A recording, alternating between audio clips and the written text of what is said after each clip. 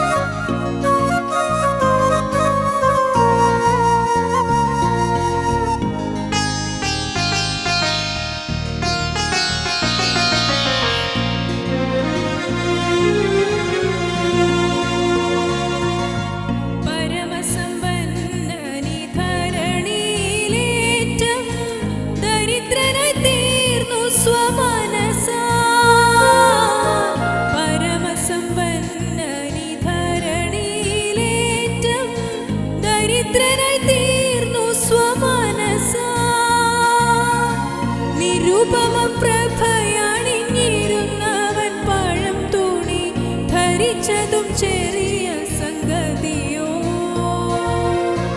നിരുപമപ്രഭയണിഞ്ഞിരുന്നവൻ പഴം തുണി ധരിച്ചതും ചെറിയ സംഗതിയോ.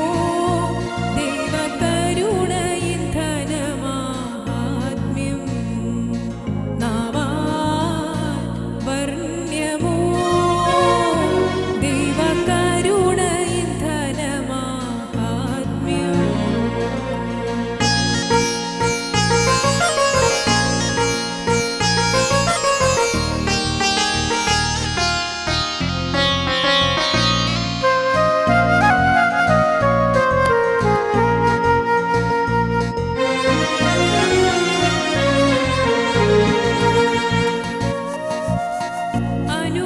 അനുദിനമനവധി അനുഗ്രഹഭാരം അനുഭവിച്ചൊരു ജനമവന്. അനുദിനമനവധി അനുഗ്രഹഭാരം അനുഭവിച്ചൊരു ജനമവന്. കനിവൊരു കണികയുമെന്നിയെ നൽകിയ കഴുമരം ചുമപ്പതു കാൺമിൻ. കനിവൊരു കണികയുമെന്നിയെ നൽകിയ കഴുമരം ചുമപ്പതു കാൺമിൻ. ദൈവകരുണ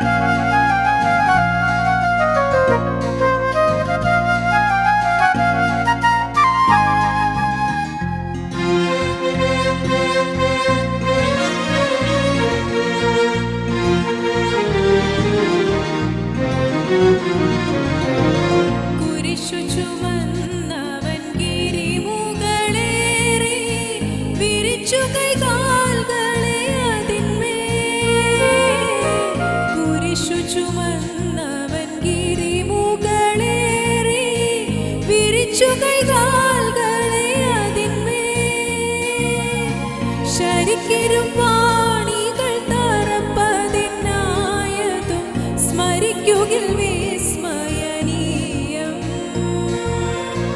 ശരിക്കിരുമ്പാണികൾ തറപ്പതിനായതും സ്മരിക്കുകിൽ വിസ്മയനീയം. ദൈവകരുണയിൻ ധനമാഹാത്മ്യം നാവാൽ വർണ്ണ്യമോ. ദൈവകരുണയിൻ ധനമാഹാത്മ്യം നാവാൽ വർണ്ണ്യമോ. ദൈവകരുണയിൻ ധനമാഹാത്മ്യം. കർത്താവിൻ്റെ അതിപരിശുദ്ധമായ നാമം മഹത്വപ്പെടുമാറാകട്ടെ.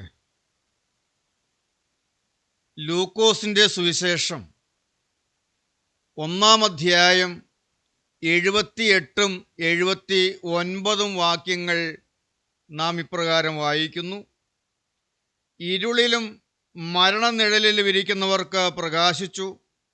നമ്മുടെ കാലുകളെ സമാധാന മാർഗത്തിൽ നടത്തേണ്ടതിന് ആ ആർദ്ര കരുണയാൽ ഉയരത്തിൽ നിന്ന് ഉദയം നമ്മെ സന്ദർശിച്ചിരിക്കുന്നു. നമ്മുടെ കർത്താവിൻ്റെ ജനനപ്പെരുന്നാൾ നാം ആഘോഷിച്ച് കഴിഞ്ഞ് നിൽക്കുന്നതായ ഈ ദിവസം, ക്രിസ്മസിൻ്റേതായ ആഘോഷങ്ങളിലെല്ലാം നാം ആയിരുന്നതായ ദിവസങ്ങൾ ഒരിക്കൽ കൂടെ നമ്മുടെ മുമ്പിൽ കടന്നുപോയി.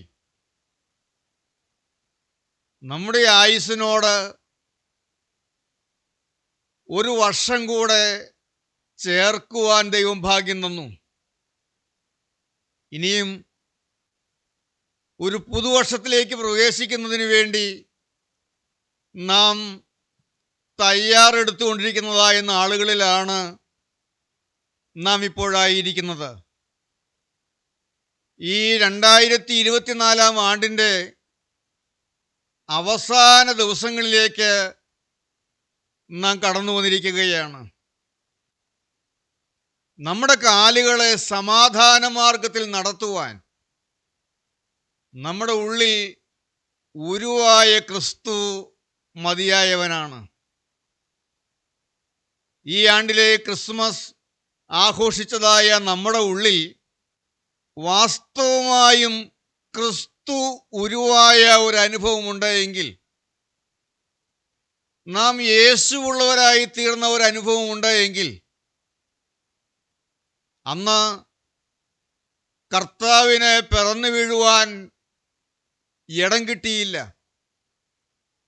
ഒരു പുൽക്കൂട്ടിലാണ് രക്ഷിതാവ് കിടന്നത്.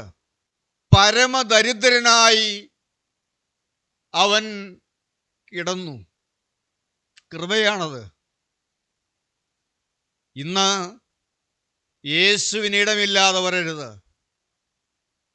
നമ്മുടെ ഉള്ളിൽ, നമ്മുടെ ഹൃദയത്തിൽ സ്വന്തം കർത്താവും രക്ഷിതാവുമായി യേശുക്രിസ്തുവിനെ സ്വീകരിച്ച ഒരനുഭവം നമുക്കുണ്ടായെങ്കിൽ, നമ്മുടെ കാലുകളെ സമാധാന മാർഗത്തിൽ നടത്തുവാൻ യേശു മതിയായവനാണ്. കാരണം അവൻ സമാധാന പ്രഭുവാണ്. ഇന്ന് തിരുവചനവുമായി നിങ്ങളുടെ മുമ്പാകെ നിൽക്കുമ്പോൾ ഈ നിസ്സാരനായ അടിയൻ സമാധാനത്തോടെ ജീവിക്കുന്നതിൻ്റെ കാരണം സമാധാന പ്രഭുവായ ക്രിസ്തു ജീവിതത്തിലേക്ക് കടന്നു വന്നതുകൊണ്ട് മാത്രമാണ്. ഇന്ന് ഈ വാക്കുകളെ കേട്ടുകൊണ്ടിരിക്കുന്ന ഏതൊരു വ്യക്തിയെയും സമാധാന മാർഗത്തിൽ നടത്തുവാൻ യേശു കഴിവുള്ളവനാണ്. യെശയ്യാ പ്രവാചകന്റെ പുസ്തകം 9-ാം അധ്യായം 2-ാം വാക്യത്തിൽ നാം ഇങ്ങനെ വായിക്കുന്നു: ഇരുട്ടിൽ നടന്ന ജനം വലിയൊരു വെളിച്ചം കണ്ടു. അന്ധതമസുള്ള ദേശത്ത് പാർത്തവരുടെ മേൽ പ്രകാശം ശോഭിച്ചു. ലൂക്കോസിന് സുവിശേഷം 1-ാം അധ്യായം 78-ാം വാക്യം നാം വായിച്ചു. ഇരുളിലും മരണനിഴലിലും ഇരുന്നവർക്ക് പ്രകാശിച്ചു. ഇരുട്ടിൽ നടന്ന ജനം വലിയ ഒരു വെളിച്ചം കണ്ടു. ആ വെളിച്ചം അവരെ ശോഭിപ്പിച്ചു. അന്ധതമസ്സുള്ള ദേശത്ത് പാർത്തവർ ശോഭിക്കുവാൻ തുടങ്ങി. ഇങ്ങനെ ശോഭിച്ചവരുടെ കാലുകൾ സമാധാന മാർഗത്തിൽ നടക്കുവാൻ തുടങ്ങി. എല്ലാം കരുണയാണ്, സ്വർഗത്തിൻ്റെ ആർദ്ര കരുണയാണെന്നാണ് നാം വായിച്ചത്. ഇരുളിലായിരുന്നവർ, അസമാധാനത്തിൻ്റെ അന്ധകാരത്തിലായിരുന്നവർ, ജീവിതത്തിൽ ഒട്ടും സമാധാനമില്ലാതെ വലഞ്ഞു കഴിഞ്ഞവർ, പാപത്തിൻ്റെ കൂരിരുളിൽ കഴിഞ്ഞവർ, അത്ഭുത വെളിച്ചമായ ക്രിസ്തു ജീവിതത്തിലേക്ക് കടന്നു വന്നപ്പോൾ അവരുടെ കാലുകൾ സമാധാന മാർഗത്തിൽ ചലിക്കുവാൻ തുടങ്ങി. ഏതൊരു വ്യക്തിയെയും സമാധാന മാർഗത്തിൽ നടത്തുവാൻ കഴിവുള്ള ജീവനുള്ള ക്രിസ്തുവിൻ്റെ ജനനമാണ് നാം ക്രിസ്മസിൽ അനുസ്മരിച്ചത്, നാം ഓർത്തത്. കർത്താവായ യേശു ക്രിസ്തുവിൻ്റെ ജനനത്തിൽ നടക്കുന്നത്, യേശു നമ്മുടെ ജീവിതത്തിലേക്ക് കടന്നു വരുമ്പോൾ നടക്കുന്നത്, നമ്മുടെ ജീവിതം പ്രകാശപൂരിതമായി തീരുകയാണ്. ഏതൊരു വ്യക്തിയുടെ ജീവിതം ക്രിസ്തുവിനാൽ പ്രകാശപൂരിതമായി തീർന്നിട്ടുണ്ടോ അവരുടെ എല്ലാം കാലുകൾ സമാധാന മാർഗത്തിലായിട്ടുണ്ട്. ഇന്ന് ഇരുളിൽ നടക്കുന്ന ഒരു കൂട്ടത്തെ കാണുന്നു. ദൈവം നോക്കുമ്പോൾ, സ്വർഗം നോക്കുമ്പോൾ വലിയ ഒരു കൂട്ടം ഇരുളിൽ നടക്കുകയാണ്. ക്രിസ്മസ് ആഘോഷിക്കുന്നുണ്ട്, ക്രിസ്മസ് കരോൾ പാടി നടക്കുന്നുണ്ട്. ദൈവീക വെളിച്ചത്തിലേക്ക് വരാതെ പാപത്തിൻ്റെ ഇരുളിൽ കിടക്കുന്ന അനേകം കുടുംബങ്ങളെയും വ്യക്തികളെയും ദൈവം നോക്കുകയാണ്. ഇരുൾ പിടിച്ചടക്കിയിട്ടിരിക്കുകയാണ്, അന്ധകാരം പിടിച്ചടക്കിയിട്ടിരിക്കുകയാണ്. സമാധാനമില്ലാതെ തകരുന്ന ഒരു കൂട്ടം. മത്തായിയുടെ സുവിശേഷം 4-ാം അധ്യായം അതിൻ്റെ 14-15 വാക്യങ്ങൾ നാം വായിക്കുമ്പോൾ, സെബൂലൂൻ ദേശവും നഫ്താലി ദേശവും കടൽക്കരയിലും യോർദാൻ അക്കരയുമുള്ള നാടും ജാതികളുടെ ഗലീലയും ഇങ്ങനെ ഇരുട്ടിലിരിക്കുന്ന ജനം വലിയൊരു വെളിച്ചം കണ്ടു. മരണത്തിൻ്റെ ദേശത്തിലും നിഴലിലും ഇരിക്കുന്നവർക്ക് പ്രകാശം ഉദിച്ചു. യെശയ്യാ പ്രവാചകന്റെ വാക്കുകളാണ് ഇവിടെ ഉദ്ധരിച്ചെഴുതിയിരിക്കുന്നത്. സെബൂലൂൻ ദേശവും നഫ്താലി ദേശവും കടൽക്കരയിലും യോർദാന്റെ അക്കരയുമുള്ള നാടും ജാതികളുടെ ഗലീലയും ഇങ്ങനെ ഇരുട്ടിലിരിക്കുന്ന ജനം വലിയ ഒരു വെളിച്ചം കണ്ടു എന്ന്. മരണത്തിൻ്റെ ദേശത്തിലും നിഴലിലും ഇരിക്കുന്നവർക്ക് പ്രകാശം ഉദിച്ചു എന്ന്. ചില ദേശങ്ങളുടെ പേരുകൾ എടുത്തു പറഞ്ഞിരിക്കുകയാണ്. സെബൂലൂൻ, നഫ്താലി, യോർദാന്റെ അക്കരെയുള്ള നാട്, ജാതികളുടെ ഗലീല.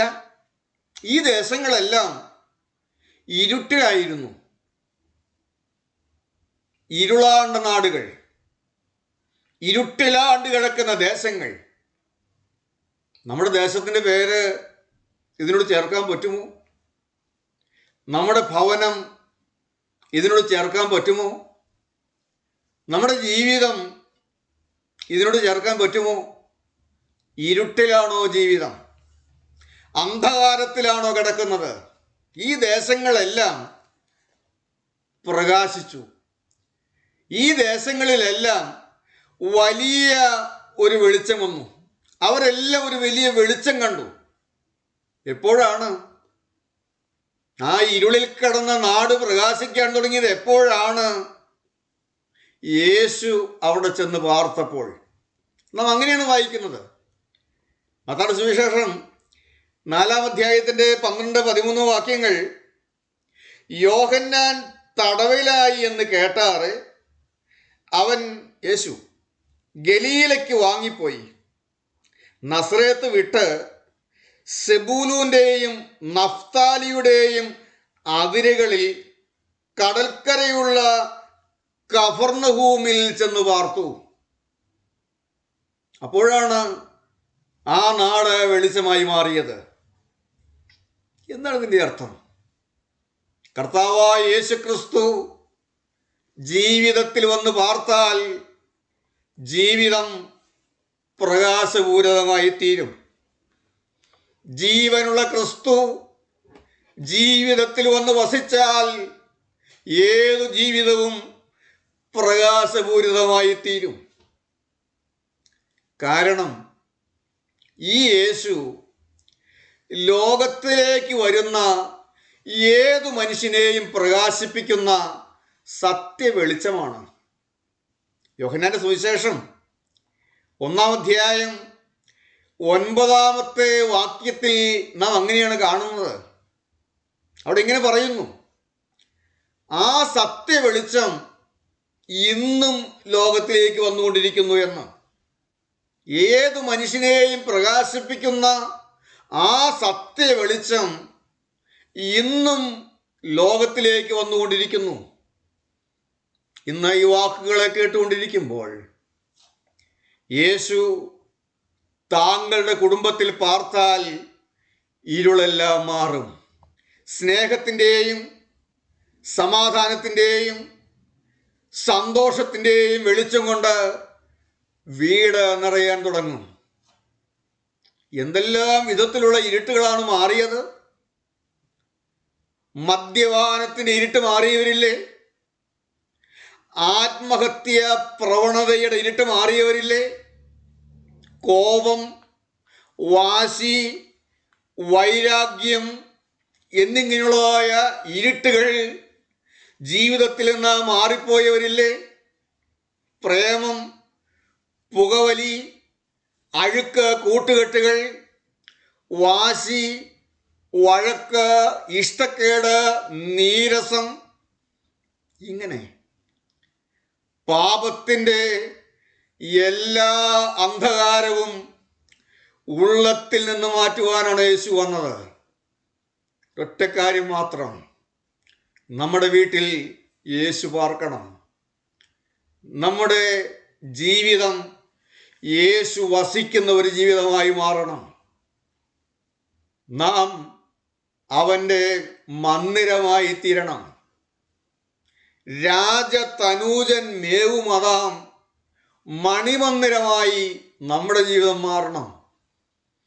രാജാതിരാജനായ യേശു നമ്മിൽ വസിപ്പാൻ തുടങ്ങിയാൽ ഒരു പുതിയ ആണ്ടിലേക്ക് നാം പ്രവേശിക്കുമ്പോൾ നമ്മുടെ കാലുകൾ സമാധാന മാർഗത്തിലാകണം. ഇരുളിൽ നടന്ന അനേകരുടെ ജീവിതം പ്രകാശമായി മാറുന്നു. ഇരുളിൽ നടന്ന ജനം പ്രകാശിക്കുമ്പോൾ ഒരു കാലത്ത് വെളിച്ചത്തിൽ നടന്നവരുടെ മേൽ ഇന്ന് അന്ധതമസ് പടരുന്നത് ആരെല്ലാം തിരിച്ചറിയുന്നുണ്ട്, ആരെല്ലാം ഗ്രഹിക്കുന്നുണ്ട്? ഒരു കാലത്ത് ആത്മീയ വെളിച്ചത്തിൽ നടന്നവരാണ്, ആത്മാവിൻ്റെ വെളിച്ചത്തിലേക്ക് കടന്നു വന്നവരാണ്. എന്നാൽ ഒരു നാളിൽ സ്വർഗീയ വെളിച്ചത്തിൽ ആനന്ദിച്ച എത്രയോ ജീവിതങ്ങൾ ഇന്ന് അന്ധതമസ് മൂടുന്നു, അന്ധതമസ് പടരുന്നു. ജീവിതത്തിൽ തകർന്നു കിടക്കുന്നു ആത്മീക ജീവിതം. ഈ 2024 വർഷത്തിൻ്റെ ഒടുവിലത്തെ നാളുകൾ നമുക്ക് നമ്മെ തന്നെ ഒന്ന് പരിശോധിക്കാം. നമ്മുടെ ജീവിതത്തിൻ്റെ ഏതെങ്കിലും മേഖലകളിൽ ഇരുള് പടർന്നിട്ടുണ്ടോ? പാപത്തിൻ്റെ ഇരുട്ട് വീണിട്ടുണ്ടോ? ഉൽപ്പത്തി പുസ്തകം 15-ാം അധ്യായം 12-ാമത്തെ വാക്യം മുതൽ നാം വായിക്കുമ്പോൾ അവിടെ അബ്രഹാമിനെ കുറിച്ച് നാം കാണുന്നുണ്ട്. അബ്രഹാമിൻ്റെ ജീവിതം നമുക്കറിയാം. അബ്രഹാം ദൈവവിളി കേട്ട് ഇറങ്ങിയവനാണ്. ദൈവത്തെ അനുസരിച്ച് ഇറങ്ങിത്തിരിച്ചവനാണ്. എന്നാൽ അവൻ്റെ മേൽ അന്ധതമസ് വീണു എന്ന് നമ്മൾ വായിക്കുന്നു. അന്ധതമസ് അവൻ്റെ മേൽ വീണു. കാരണം എന്താണ്? അവൻ ദൈവസന്നിധി സമർപ്പിച്ചപ്പോൾ എല്ലാം പിളർന്നില്ല. ഉൽപ്പത്തി പുസ്തകം 15-ാം അധ്യായം 12 മുതലുള്ളതായ വാക്യങ്ങളിൽ നാം ഇങ്ങനെയാണ് വായിക്കുന്നത്. സൂര്യൻ അസ്തമിക്കുമ്പോൾ അബ്രാമിന് ഒരു ഗാഢനിദ്ര വന്നു. ഭീതിയും അന്ധതമസും അവൻ്റെ മേൽ വീണു.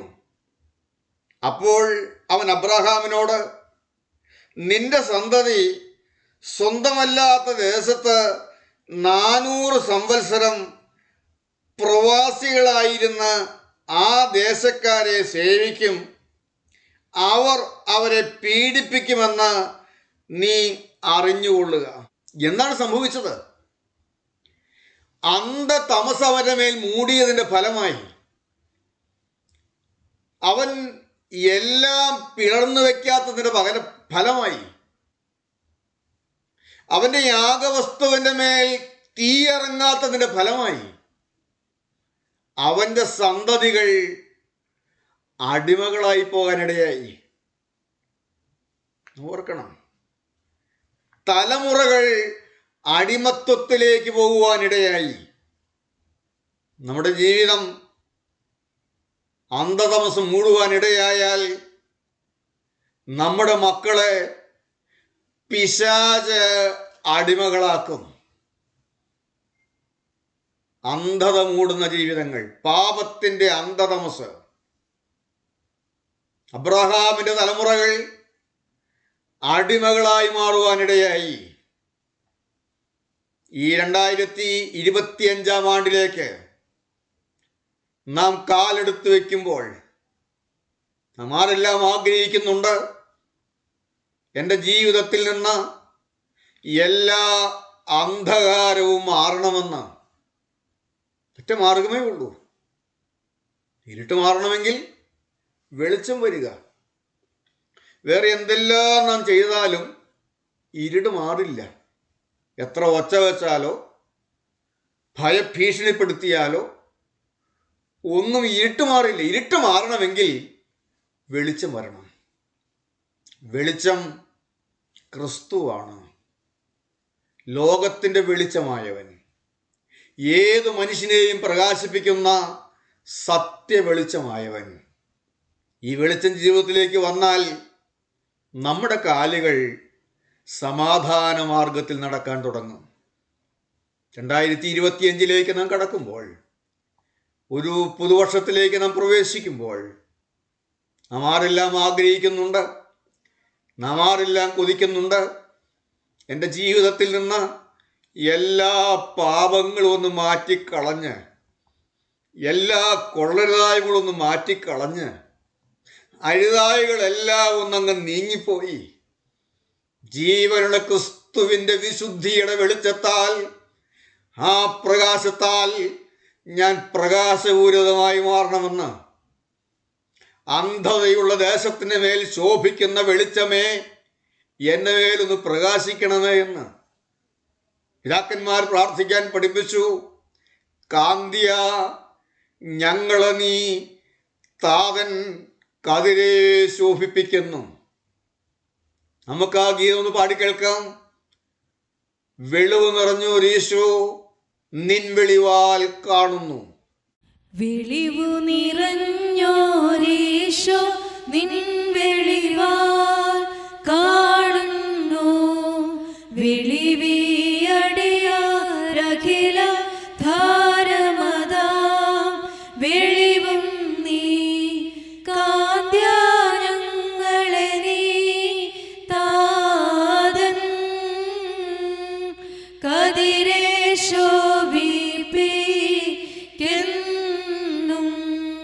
വെളിവിൻ തട്ടിൽ വസിക്കും പുണ്യനിധേ പരിശുദ്ധ വേണ്ട കഷ്ടത വീഴ്ചിന്തയുമടിയാ നീനൊഴിക്ക സൽക്രിയകൾക്കു മന ശുദ്ധ്യ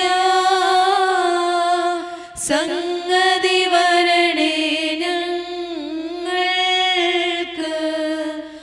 ഈ വെളിച്ചം വന്നാൽ നമ്മുടെ കാലുകൾ സമാധാന മാർഗത്തിൽ നടക്കുവാൻ തുടങ്ങും. ഇരുളിലും മരണനിഴലിലും ഇരുന്നവർക്ക് പ്രകാശിച്ചു. നമ്മുടെ കാലുകളെ സമാധാന മാർഗത്തിൽ നടത്തേണ്ടതിന് ആ ആർദ്ര കരുണയാൽ ഉയരത്തിൽ നിന്ന് ഉദയം നമ്മെ സന്ദർശിച്ചിരിക്കുന്നു. ദൈവത്തിൻ്റെ ആർദ്ര കരുണ, മറ്റൊന്നും പറയാനില്ല. അവൻ്റെ ആർദ്ര കരുണ. 2025 സമാധാന മാർഗത്തിൽ നടക്കണമോ? ഇന്ന് സാക്ഷാൽ വെളിച്ചമായ ക്രിസ്തുവിനെ സ്വീകരിക്കൂ. എല്ലാ പാപവഴികളോടും യാത്ര പറയൂ. അനുഗ്രഹിക്കപ്പെട്ട ഒരു പുതുവർഷത്തിനായി നമുക്ക് ഒരുങ്ങാം. ദൈവതിരുനാമം മഹത്വപ്പെടുമാറാകട്ടെ.